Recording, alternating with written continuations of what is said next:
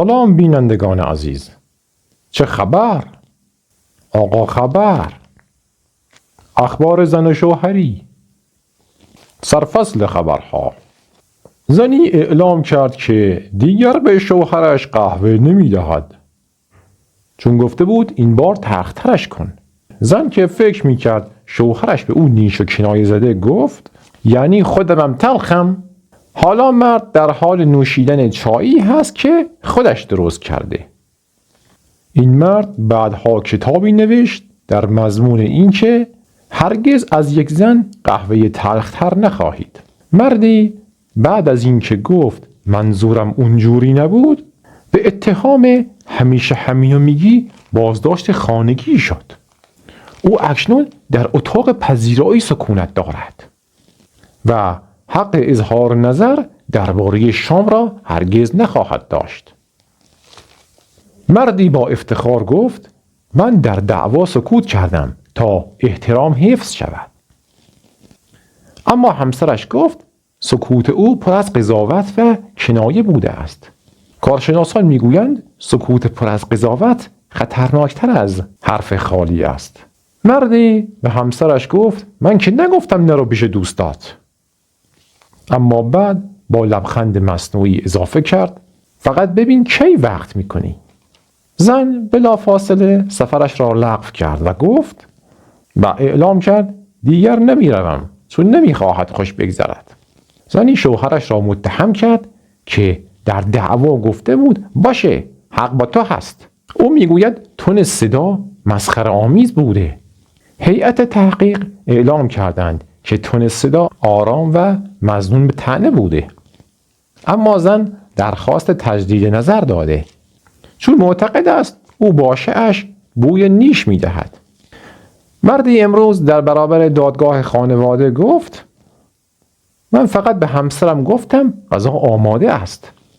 اما همسرش این پرسش را طعنه‌دار، قضاوتی و از موضع قدرت اعلام کرد. قاضی بعد از بازبینی لحن صدا از فیلم ضبط شده گفت واقعاً طعنه‌دار بوده. مرد اکنون به 3 وعده کنسرو و سکوت خانگی محکوم شده است. زنی از شوهرش شکایت کرد و گفت شوهرش در مهمانی گفته بود من عاشق آرامشم. زن گفت این جمله در حضور من پیام غیر مستقیم برای طلاق محسوب می شده. اما شوهرش در دفاع گفت منظورم آرامش خودم نبوده، منظورم آرامش کل بشریت بوده. اما دادگاه رسما اعلام کرد قصد دارد برای چنین پرونده های شعبه جدیدی به نام معنیش اون نبود افتتاح کند.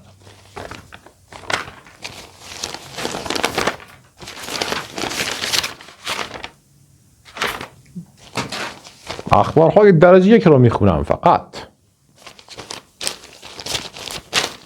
زنی اعلام کرد که دیگر برای شوهرش غذا نمیپزد. اما عصر همان روز در حال سرخ کردن سیب زمینی دیده شد. او گفت این برای خودمه، اگه او خودش خواست بره بپزه. مردی بعد از 1 ساعت توضیح دادن که مقصر نیستم پذیرفت که باشه تقصیر من بود.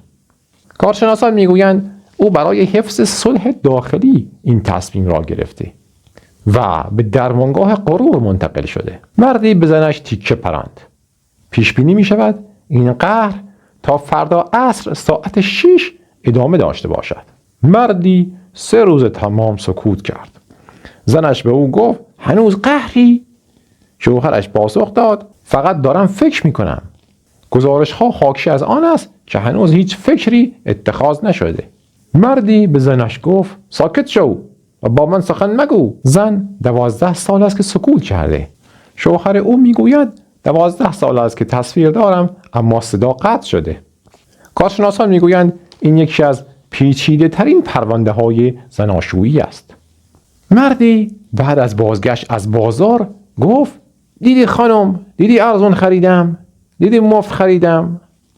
اما بعد فهمید که ماست را با چسب مو اشتباه گرفته. زنش گفت اشکالی ندارد، حداقل براق شدیم. مردی در تهران بعد از 47 ساعت قهر با همسرش بالاخره به زبان آمد. و گفت سلام، اما با لحن خنثی و بدون لبخند. کارشناسان معتقدند این میتواند نشانه ای از تمایل به صلح اما با حفظ غرور باشد. منابع نزدیک میگویند زن هنوز تصمیم نگرفته پاسخ دهد یا لبخند بزند. زن و شوهری در دادگاه خانواده حاضر شدند. چون مرد گفته بود من که نگفتم لباس جدید لازم داری. زن گفت نگفتی، اما نگاهت این موضوع را تایید میکرد. به قول معروف از نگات معلوم بود. قاضی با سردرگمی گفت من قاضی هستم، روانشناس که نیستم. بشنوید چند خبر آدمیزاد. 400 سال پیش در چنین روزی مردی با تبر به همسرش حمله کرد. به گفته پلیس که دیر هم به صحنه رسید گفت انگیزه مرد از این کار تکراری شدن زندگی بوده است.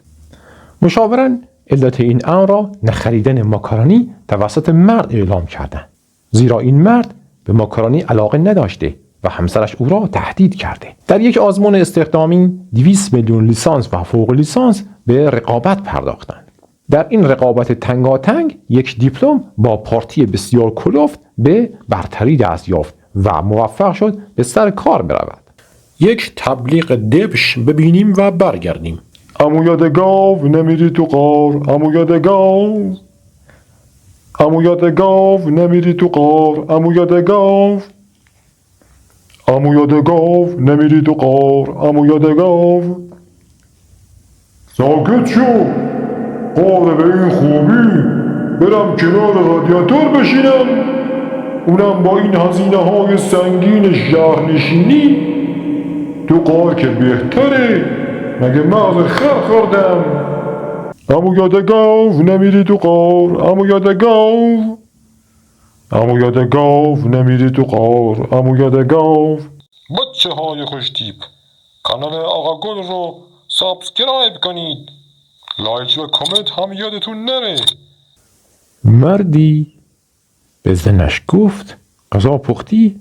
زن گفت خودت که بلدی، برو درست کن. از اون روز به بعد مرد با نون و پنیر زندگی میکنه. زن گفت هیچی، فقط فهمیدم تو کی هستی. از اون لحظه مرد دنبال معنی کی هستی میگرده. زنی در آشپزخانه غذایش را سوزاند و دود به آسمان برخاست. منابع نزدیک به آشپزخانه میگویند این زن از همان روز اول هم غذا درست کردن بلد نبود.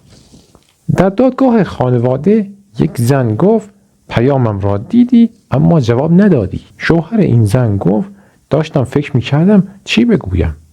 قاضی اعلام کرد جلسه بعد از جواب مرد برگزار می شود.